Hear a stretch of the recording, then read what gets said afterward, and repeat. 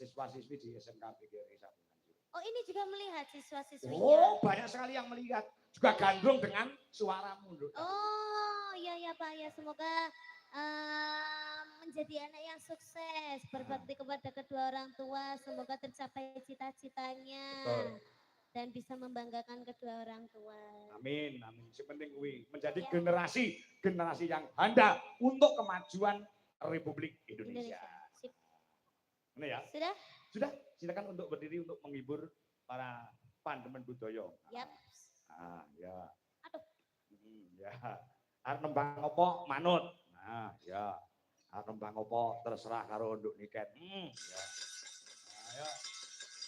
Napa Pak lagune sing halus napa sing kasar? Ya sing halus e. Dibawani sik sing kepenak. Mergo suaramu ki nek nyuwara bawa bisa kaya dene ngumbulne tarup. Lagi dibajutke lagu-lagu sing anu ngono. Ya. Ya, kok menawa ana lagu-lagu sing kamu berikan sebagai penyemangat untuk para siswa siswi di SMK PGRI Nganjuk Jawa Timur. Oh, ngono. Ya. Ketok ke dawuh. Wis monggo genduk niki Salindri sing milih lagune. Ya, utamane kanggo menjadi Bapak Dr. Andes Lukman. Ya, iki ana pamundhut ning mengko bubar iki, Nduk. Napa, Pak? Dari Sekarisa Decoration. Request lagu kawitane Sinawang. Sukses selalu Sekarisa Nganjuk. Ya. Iki sing tembang sing berbau gamelan luwih dhisik. Nggih. Apa? Bawarin, Pak. Bawanin manut. Nggih.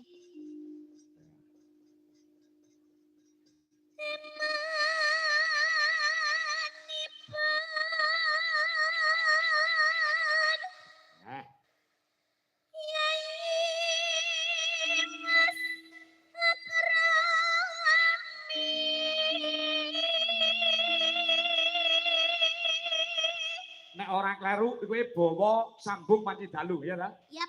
Karyane Mbah Haji Sukron Suwondo. Yap. Oke, lanjut.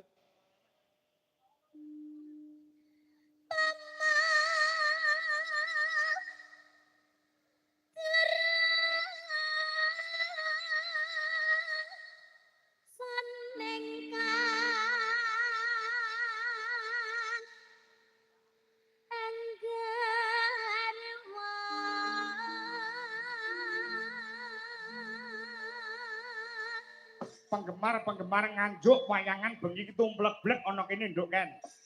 Nggih. Saka BKC Dwija Kangko Klub Nganjuk uga PDKP Pandemen Dwija Kangko Utuk Rejo uga penggemar Dwija Laras Indonesia mau Mbak Sopo Puspita dan kawan-kawan ya diinformasikan kembali untuk pecinta wayang kulit untuk mendatangi kembali pagelaran Dwija Laras Indonesia dengan Dalang Ki Anom Dwija Kangko yang bertempat di Sambiroto Kecamatan Baron Nganjuk pada tanggal 18 Januari 18 apa tanggal 18 Juli 2026. Astagfirullah Pak.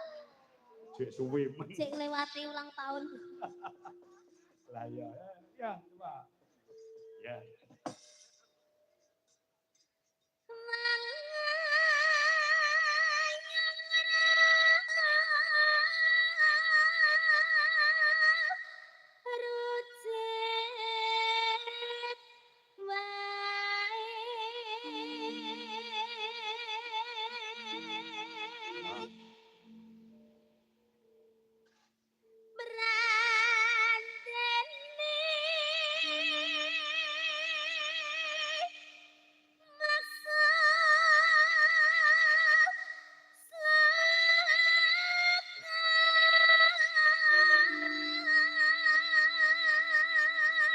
Nenong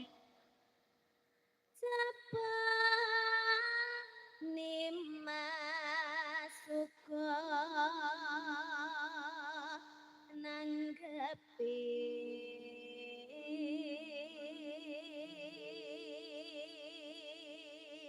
lola long